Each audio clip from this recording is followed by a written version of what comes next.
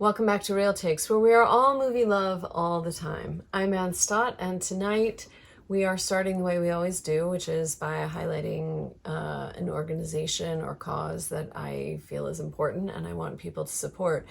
And tonight I'm particularly invested in this cause because journalists in Ukraine have started two GoFundMe campaigns. The Kyiv Independent has started a GoFundMe campaign, and then other Ukrainian journalists have started a GoFundMe campaign to support their work during this war between Russia and Ukraine so that we can continue to get accurate on-the-ground reporting from all over the country. So obviously, independent, accurate journalism is essential to any freedom movement, to democracy as we know it or as it's in jeopardy. And the brave and meticulous work these journalists have been doing has helped us understand what's happening in Ukraine in a way that we wouldn't otherwise, especially since Russia is so committed to disinformation. So essential that we support their work, and I will list both GoFundMe links in the description below. Please support them if you can. So tonight is our 52nd episode of Real Takes. And since we do Real Takes once a week, that means we are at the end of a full year of Real Takes. What? So next week will be the beginning of our second year. And the plan right now actually is to go through the end of December and then take a break and kind of regroup. So that's where the plan is right now. But in the meantime, for our 52nd episode, we are celebrating tonight and shining all the movie love on the film, the 2020 film, The 40-Year-Old Version. And no, I didn't say that wrong. We are not talking about Judd Apatow's film, The 40-Year-Old Virgin. We are talking about Radha Blank's film, The 40-Year-Old Version. So Radha Blank is a Black playwright, rapper, comedian, performer, screenwriter, and now director who grew up in New York City. Her mother was an artist. Her father was a jazz musician. She grew up very much in like a artist bohemian life, and she became a playwright, and she got a lot of early attention for her work. She was awarded grants and fellowships and included in various workshop situations, etc., and wrote a lot of plays that never got produced anywhere. A familiar story.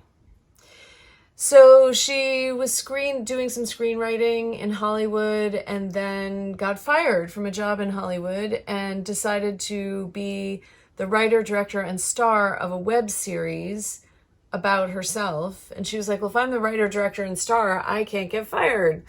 And she had written some episodes of this web series and was about to start shooting it when her mother died. This was 6 years ago, maybe 7 years ago. And that sort of stopped everything. And when she came back to this web series project, she realized that it needed to be a film and that she was going to direct it and also that she was going to star in it. And it took a while to find the funding and the support. She said in an interview that finding the right producer for your project is sort of like dating. And she went on a lot of dates and talked to a lot of people and ultimately was sitting at a screening of a film somewhere, and Lena Waithe, the very successful producer, writer, and actor, leaned over and said to her, when are you going to let me help you make your film? And that was sort of it. And so they started work on this film, The 40-Year-Old Version. And the first thing I want to say about this film is that Radha Blank decided to shoot it in black and white on 35 millimeter film, which is very unusual today, costs a lot more money than shooting on video, and is a really bold move for a first-time filmmaker. And I just have so much respect that she, you know, stuck to her conviction and made that happen, because I'm sure it was a pretty significant line item in her budget. And I don't know, but I bet there were people who were saying we could cut this line item, and she didn't. And the film, so the film's title is a conscious cop of the Judd Apatow film title, The 40-Year-Old Virgin, starring Steve Carell. Okay. I'm gonna try to pull my ideas together a little better than I did in my first take. So, you know, Radha Blank appropriated Judd Apatow's title from his movie, The 40-Year-Old Virgin. And one of the ways this film is so unique is that it does have this strain of kind of awkward comedy. And Radha Blank asked herself, you know, why can't a 40-year-old Black woman play a flawed, self-deprecating character who's still trying to figure herself out?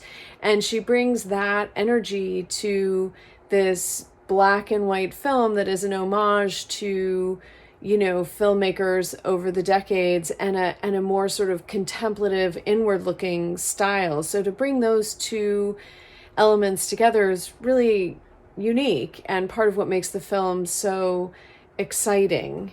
And then how deeply autobiographical it is. So her character is a playwright who had a lot of attention in her 20s, won awards and grants and fellowships and things, but didn't get a play produced. And now she's hitting 40, and she agrees to do a production of her play, seemingly in a situation that she would have wanted, with a white producer.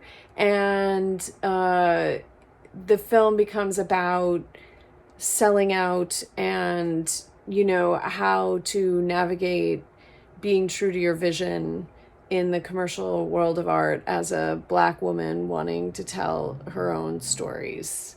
We go back here. She talks really openly about, in interviews, about her experience as a playwright, the feedback she would get about her work, the gatekeepers at these institutions, and you know, how many of the gatekeepers only have one idea of what Black life is like, and her need to not feed into that story, which isn't her experience, and her desire to tell her own story, or the stories that interest her. But how do those stories get told when the gatekeepers can't recognize those stories or respect those stories? So in the movie, the main character's struggles sort of lead her back to a first love of hers, which is hip hop and rap music. And she says she was also really visually influenced by rap and hip hop videos of the 90s that were set in New York City, like Salt and Peppa videos, Queen Latifah videos, and you can really feel that in the film, which is also so great. And so we go on this journey with this main character, Radha Blank. Now, Radha Blank is really clear that she's not an actor. And even after acting in this film and starring in it, she's still really clear she's not an actor. She says this is not the beginning of an acting career for her. She, in one interview, she even said she sort of wouldn't insult the profession of acting by calling herself an actor, which is generous of her. But she said because this movie was so autobiographical, she felt like she needed to claim it for herself. And it is deeply autobiographical. The character has lost her mother and is grieving her mother. In the movie, her mother's an artist. Her mother's art is in the film. Her father's music is in the film. Her rap and hip hop work is in the film, which she had already written for the web series, and at one point had considered just making a mixtape of that work, but instead made the film and incorporated the music obviously into the film. And we're just taken to places in the film that, you know, we don't see a lot in other New York City films. I feel like it was a window into neighborhoods of New York and cultural spots in New York that I haven't seen in other New York City films. And also she's talked, Radha has talked extensively about really wanting a film about a Black woman dealing with life at 40 in a contemplative way. And she feels like that sort of mood, that kind of contemplative, inward-looking story is not one that Black women get to tell a lot. And it was really important for her to kind of claim that space as a Black woman. And while she is very clear that this project has not made her an actor, she is equally clear that this is the beginning of her directing films, and that she'd be very happy for some of her plays to get produced as plays. And apparently now that this film has had some success, there are theaters that are calling her, which is interesting. But really, she says this is the beginning of her career as a director. She wants to make more films. And I'm really excited for the films she made. This was an incredible debut film. She won Best Director at Sundance. The film was nominated for all kinds of other awards. So I just want to come in here and just talk about the writing for a second before I wind it down, because this movie is really operating on several different levels at the same time and has several subplots interweaving with each other as we follow our main character, and they are seamlessly interwoven. And it's just no surprise that Radha comes from playwriting and has spent a lot of time writing, because all these characters' stories are treated with respect, and you know, a lot of different information is brought together in what looks like an effortless way. And I'm sure it was not actually effortless. It actually, for me, calls to mind Nicole Holofcener too, like this combination of humor with introspection and, you know, ensemble level work with different characters. And I'm a huge Nicole Holofcener fan. And the other thing I want to do is just quickly shout out to the cast, who I haven't even talked about.